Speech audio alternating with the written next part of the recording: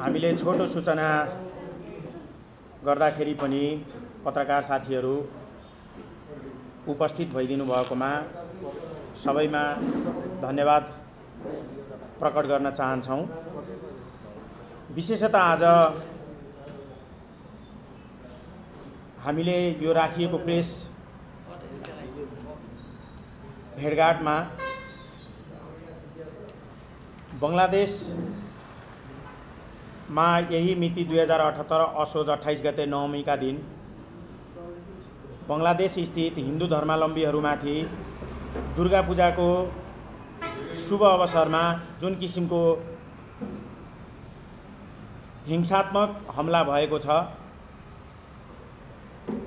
त्यो हमलाको विषयलाई लिएर र त्यहाँ हिन्दू धर्मावलम्बीहरूमाथि जुन किसिमको ज्यादती भएको छ त्यस ज्यादती एउटा मानवाधिकारको दृष्टिकोणबाट र कुनै पनि राज्यमा भएका अल्पसंख्यक समुदायहरूमाथि गरिएको त्यो एक प्रकारको हिंसात्मक कार्यको नेपालका लागि नेपाली पार्टीले घोर भर्त्सना गर्दछ र यस्ता किसिमका घटनाहरू पुनः नहोस् भन्नका लागि हामीले आजको यस प्रेस कन्फरेन्स राखेका हौं र नेपालका लागि नेपाली पार्टीको प्रेस वक्तव्य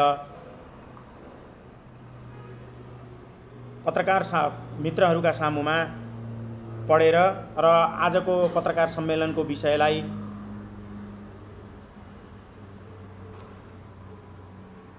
अगाडि राखिदिनु हुनका लागि म नेपालका लागि नेपाली पार्टीका वरिष्ठ उपाध्यक्ष प्राध्यापक डाक्टर कान्ता शर्मा पौडेलज्यूलाई हार्दिक अनुरोध गर्दछु।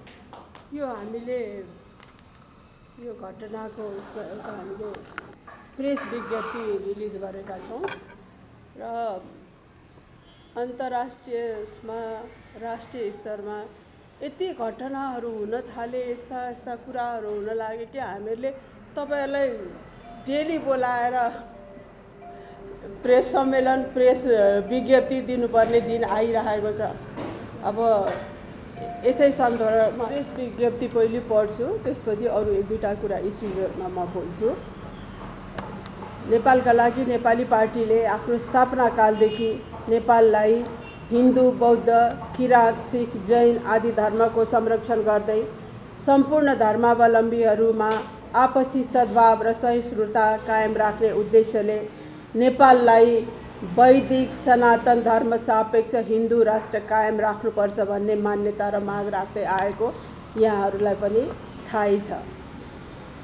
वैदिक ऋचाहरूको प्रस्फुटनको उद्गम स्थल यस देवभूमिमा हाल देखिएको दिशाहीनता, हिंसा, बेथिति, भ्रष्टाचार र बढ्दो धर्म परिवर्तनका विरुद्ध लड्नु हाम्रो उद्देश्य र चुनौती हो भने अर्कोतिर हामी विश्वभरिका 1 अरब भन्दा बढी हिन्दूहरूसँग आपसी सद्भाव र सद्भावना कायम राख्दै मानव कल्याणमा सहकार्य गर्नु हाम्रो लक्ष्य पनि हो। आज विश्वभरिकै कतिपय विद्वान, चिन्तक र दर्शनशास्त्रीहरूले पूर्वीय वैदिक ज्ञान र आध्यात्मिक सोचबाट मात्रै मानव जातिको कल्याण गर्ने, विश्व परिवेशमा देखिएका साझा समस्याहरू जस्तै जलवायु परिवर्तन, प्रकृति संसाधनको ह्रास, परमाणु युद्धको खतरा, महामारी इत्यादिको पनि यसैबाट समाधान गर्न सकिन्छ भन्ने विश्वास भइरहेको अवस्थामा नेपालका लागि नेपाली पार्टीले सम्पूर्ण वैदिक धर्मावलम्बीहरूलाई आफ्नो परिवार ठानेको छ। यसै प्रसङ्गमा बङ्गलादेशको कुमिल्ला भन्ने सहरमा यही असोज 28 गते नवमीका दिनमा दुर्गा पूजा गरिरहेका बङ्गलादेशी हिन्दू समुदायहरूमाथि भएको हिंसात्मक घटना र त्यसपछि भएको श्रृङ्खलाबद्ध हमलाहरूबाट भएका हत्या र महिलामाथिको अमानवीय कार्यले हामीलाई स्तब्ध र मर्माहत बनाएको छ। विश्वका सम्पूर्ण मानिसहरूले आफ्नो धार्मिक आस्था र विश्वासका साथ आफ्ना धार्मिक क्रियाकलाप गर्न पाउनुपर्ने शाश्वत अधिकारलाई धार्मिक असहिष्णुता र उग्रवादले एकातिर जनधनको नाश गर्नुका साथै कहिले नसकिने द्वन्द्वको बीजारोपण गर्ने कुरामा सम्पूर्ण मानव जातिले सतर्क र सचेत रहनुपर्ने तथ्य पनि नेपालका लागि नेपाली पार्टीले स्मरण गराउन चाहन्छ। तसर्थ संसारको कुनै पनि देशमा मानवलाई धर्म, संस्कृति र परम्पराको आधारमा गरिने विभेद तथा यस किसिमको हिंसात्मक घटना र महिलामाथि भएका अत्याचारको घोर भर्त्सना गर्दै नेपालका लागि नेपाली पार्टी उक्त घटनामा मारिएका बङ्गलादेशी नागरिकहरूप्रति संवेदना प्रकट गर्दछ। साथै बङ्गलादेशकी प्रधानमन्त्री सम्माननीय शेख हसिनाज्यूसँग दोषीमाथि कडा कारबाही तथा पीडित तथा महिलाहरूप्रति न्याय गरिदिनु हुनका लागि सम्मानपूर्वक अनुरोध गर्दछ। यो हाम्रो प्रेस रिलिज हो। अब हामीले हिन्दू सापेक्ष राष्ट्र भनेर भनेका हौँ र हामी विश्वभरिका हिन्दूहरू सबै एउटै नै हौँ भनेर भन्ने हामीले सोचिरहेको, त्यसै कारणले कहीँ पनि धर्मको नाममा, परम्पराको नाममा, आस्थाको नाममा यदि कसैमाथि गरिन्छ, कुनै विभेद गरिन्छ भने नेपालका लागि नेपाली 4वटा कुराहरू, फेरि अन्य विषयहरू पनि देशमा देखिएका 2-4वटा विषयहरू छन् जुन दुःखद विषयहरूको बारेमा म कुरा गर्न गइरहेको छु। हामीले दसैँ त मनायौँ, तर हामीले दसैँलाई राम्ररी मनाउन सकेनौँ।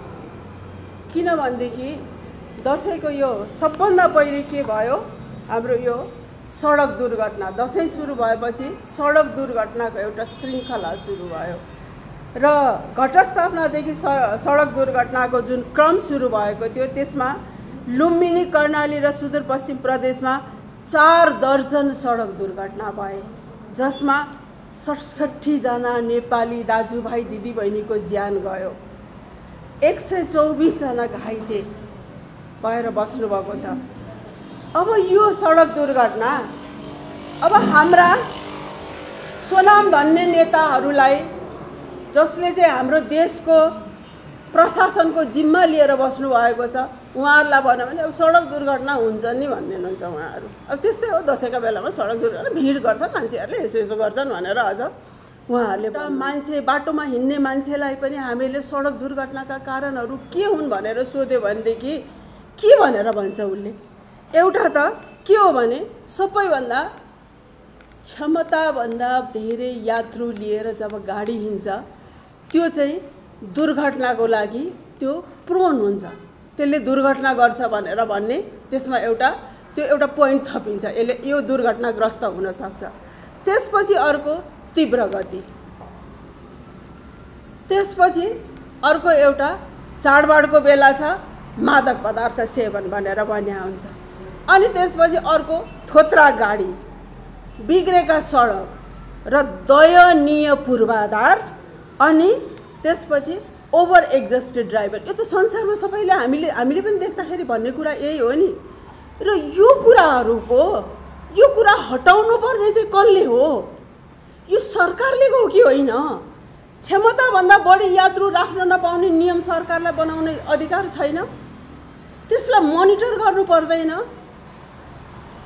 अब यो सबै सुरु भएको छ के भने सिन्डिकेट र नेक्सस, पैसाको कुरा छ यहाँनिर। त्यसपछि तीव्र गति, मादक पदार्थ सेवन, ट्राफिकलाई सोध्यो भने तीव्र गति हो, मादक पदार्थ सेवन हो, यसरी हो। ड्राइभरहरू ओभर एक्जस्टेड हुन्छन्, एउटै ड्राइभरले हाँकिरहेछ भने पुलिस प्रशासन के गर्न बसेको?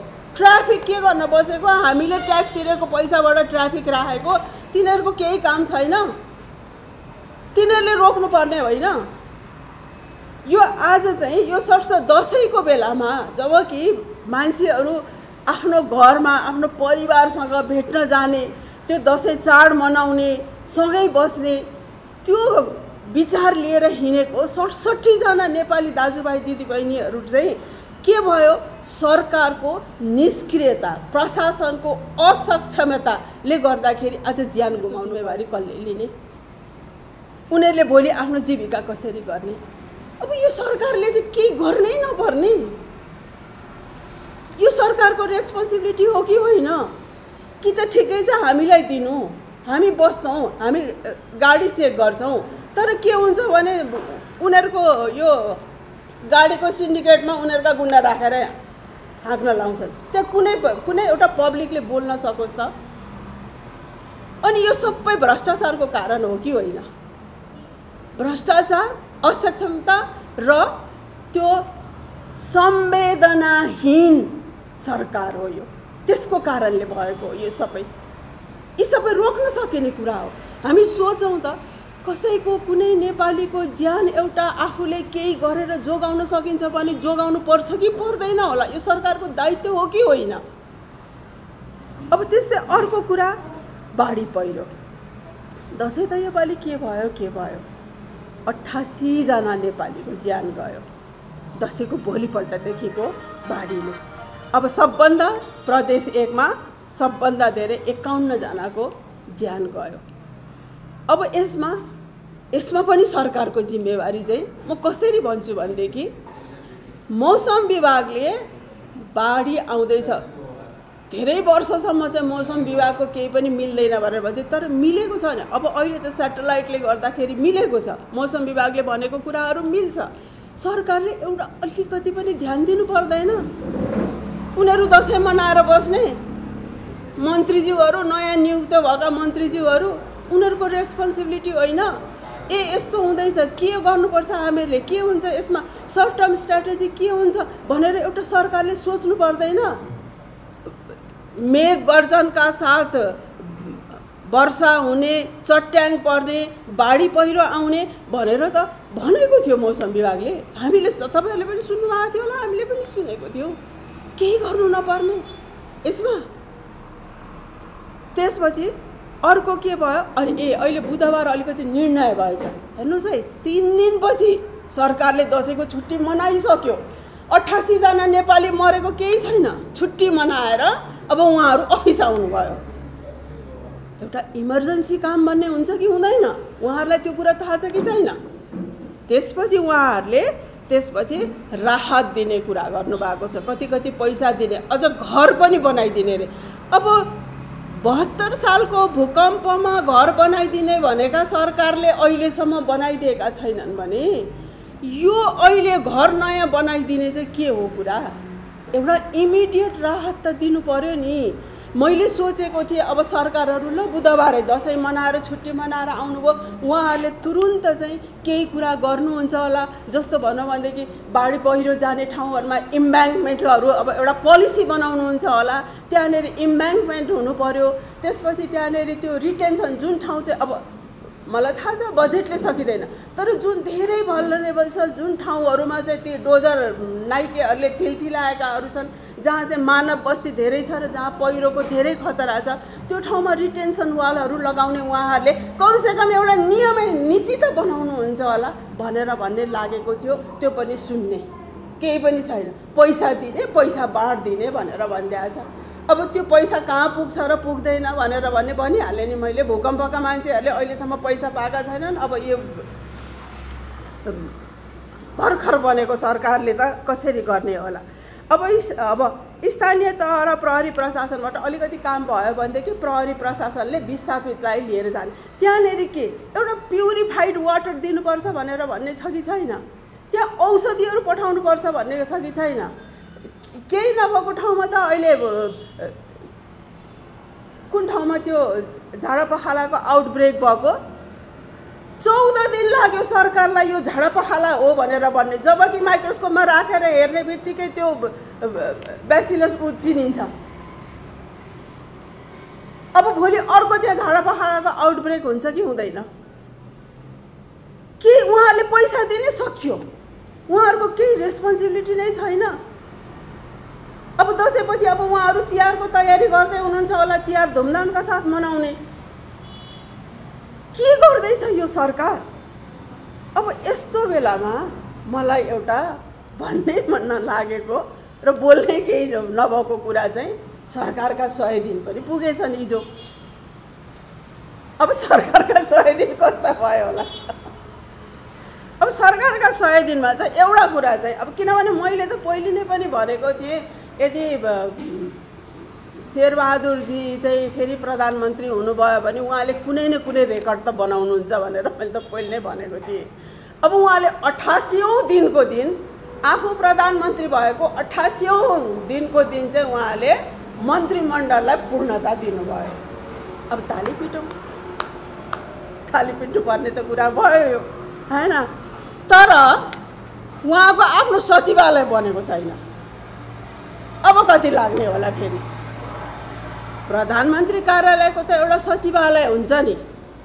अब उहाँले हामीले सुनेको, बाहिर सुनेको, हल्ला सुनेको अनुसारले त उहाँको सचिवालय प्राइभेटली नै अरू कसैले नै चलाइरहेका छन् रे भनेर भन्ने सुनेको हो। तर त्यो होइन नि, प्रधानमन्त्रीको एउटा सचिवालय चाहिन्छ, त्यो त उहाँको बनेको छैन। अनि त्यसपछि अब 88औं दिनमा मन्त्री बनाउनु भयो, फेरि मन्त्रीमै विवाद आयो। हुन त उहाँले पहिलोचोटि बनाउँदा पनि त्यसैमा पनि विवाद आएको थियो, यो म पछि मिलाउँछु भन्नुभयो। त्यसपछि फेरि उहाँले प्रधान न्यायाधीशको सिफारिसमा बनाउनु भयो अरे, फेरि प्रधान न्यायाधीशले सिफारिस गरेको होइन भनेर भने अरे। त्यसपछि हुने मान्छेले चाहिँ म त प्रधान न्यायाधीशकै सिफारिसमा भएको हुँ क्या अरे, त्यस कारणले म राजीनामा गर्छु भनेर अब के भन्नुभयो होइन उहाँले।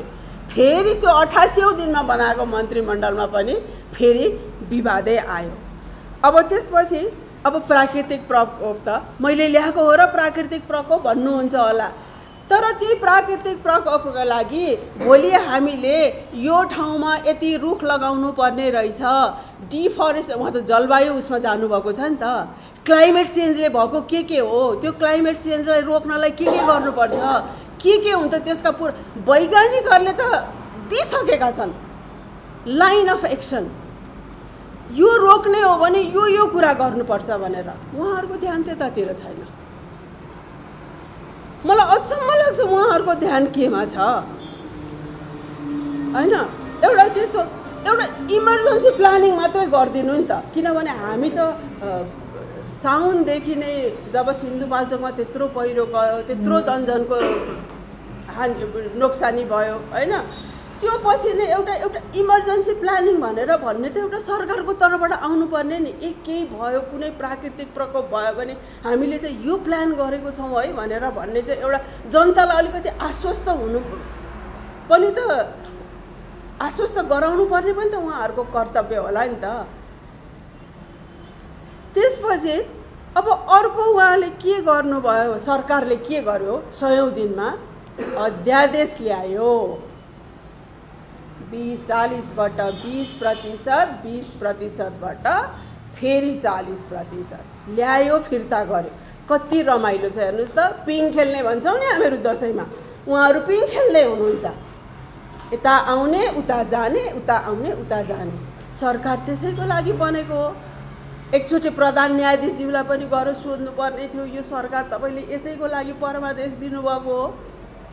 पिङ खेल्नेलाई के भन्छन्, चाका चुई के भन्छन् नि, उहाँहरू त्यही गर्दै हुनुहुन्छ।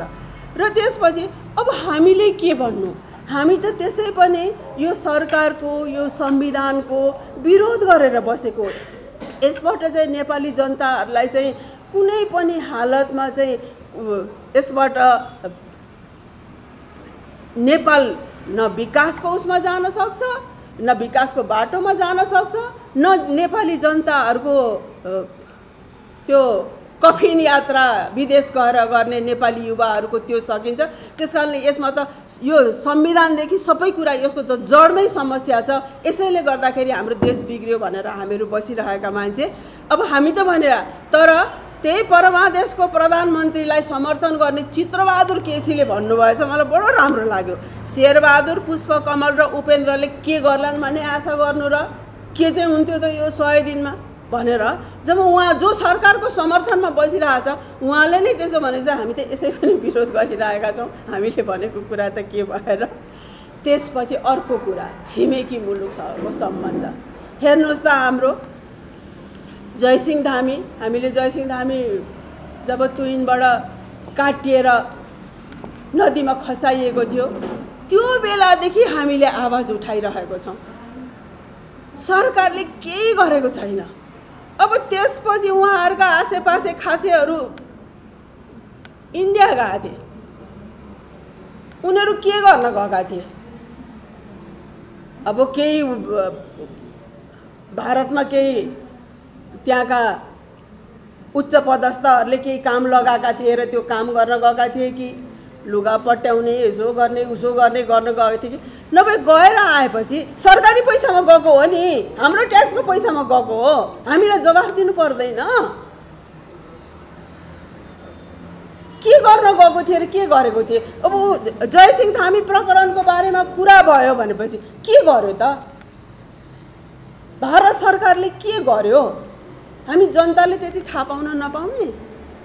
हामीले थाहा पाउनु पर्दैन?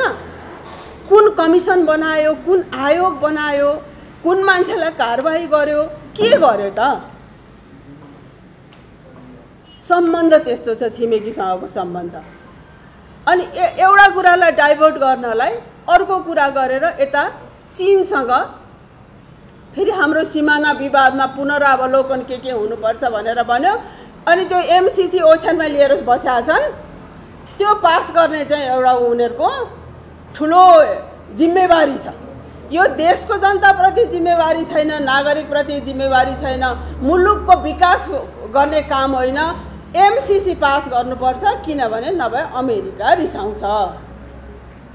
जनता के गर्छन्? ल पास गरेर देखाओ न त, हामी पनि हेरौँला। चिन्तन र मनन एउटैमा छ। त्यही भएर त 88 दिन लाग्यो मन्त्रीमण्डल बन्नका लागि। अब महँगी र भ्रष्टाचार त्यो त बढेको बढै छ। तपाईहरुले किन्नुभयो होला दशैंमा। हामी नेपाली त के किन्छौं? यसो अलिकति स्याउ, अलिकति फलफुल, हैन, अलिकति के हुन्छ, हामी त त्यस्तै किन्छौं नि। उहाँहरु किन्नुहुन्छ ठुलठुला कुराहरु, मिठा मिठा कुराहरु, राम्रा राम्रा लुगाहरु। हामी त दशैंमा नयाँ लुगा लाउन पनि नेपालीले त हामी त नसक्ने भइसक्यौं। किनभने महँगी र भ्रष्टाचार यस्तो छ कि परिवारका सबै मान्छेलाई पेटभरि खान दिनलाई नै नसक्ने भइसक्यो।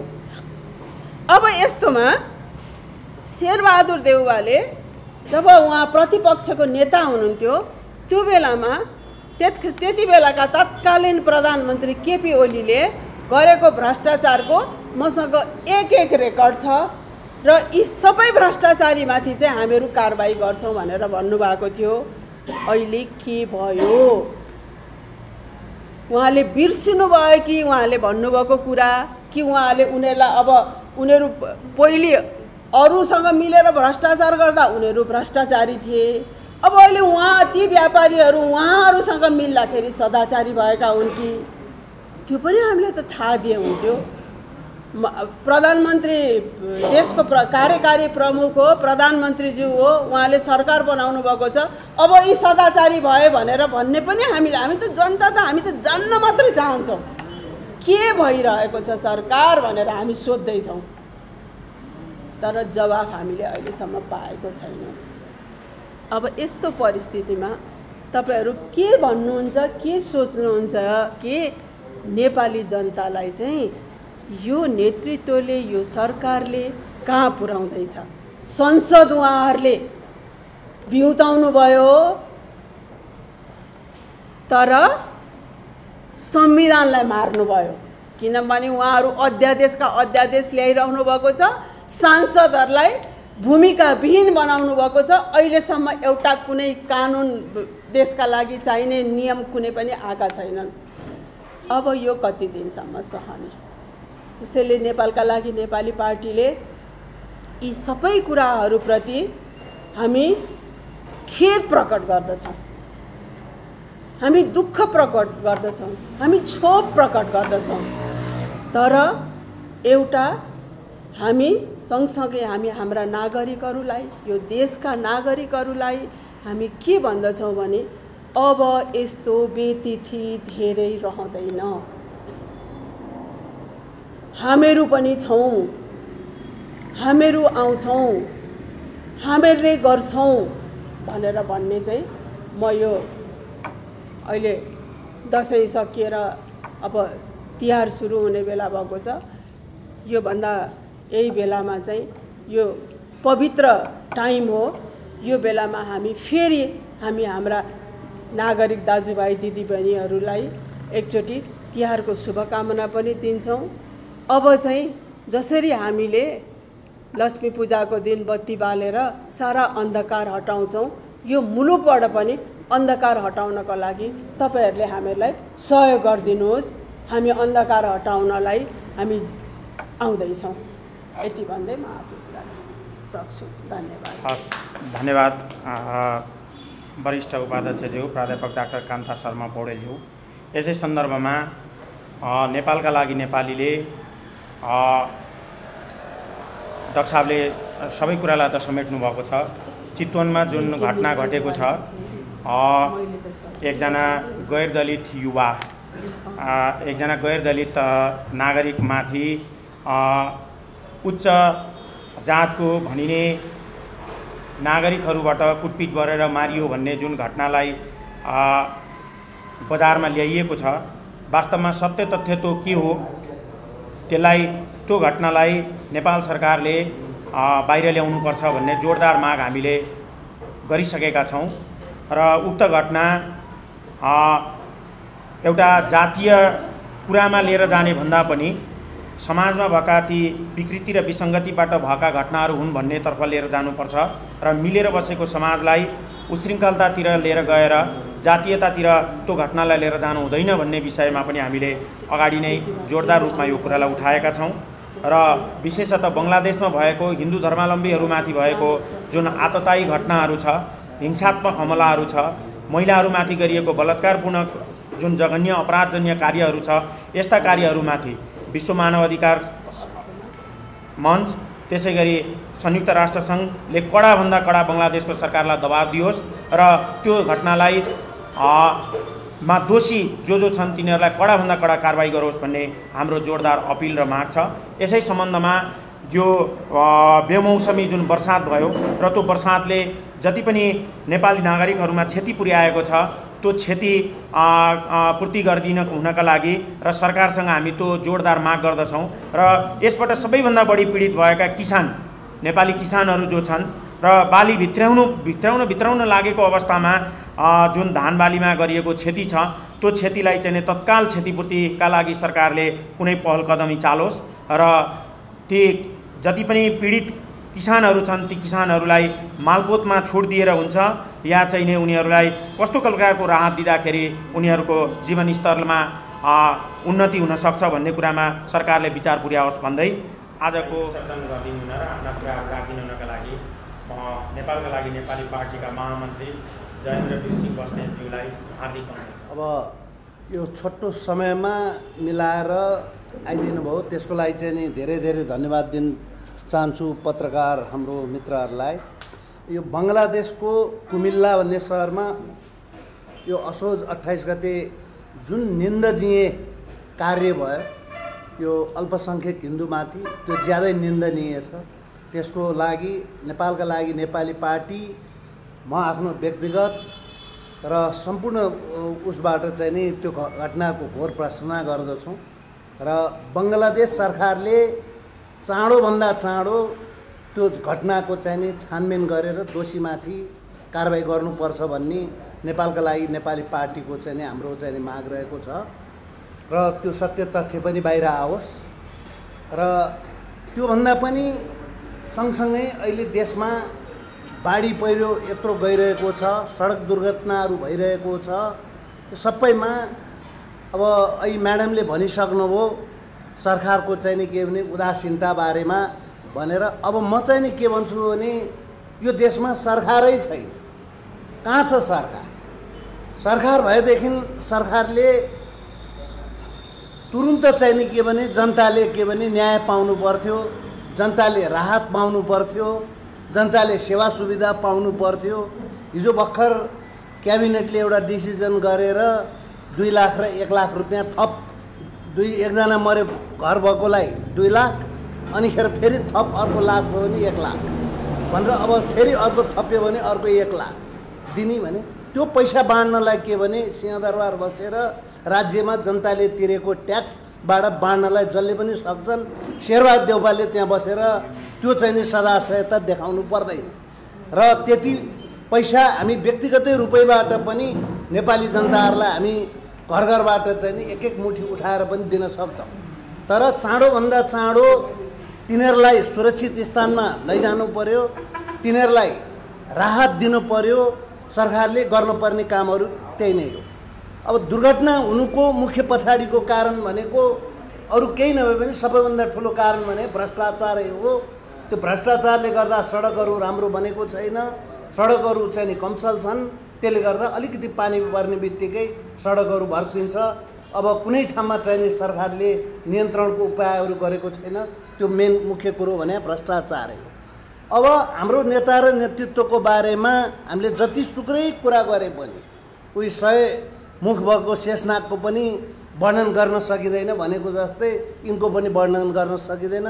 जति हामी कराएर बसे पनि अब हुनेवाला के पनि छैन। यिनीहरूबाट आश गर्नु बेकार हुन्छ।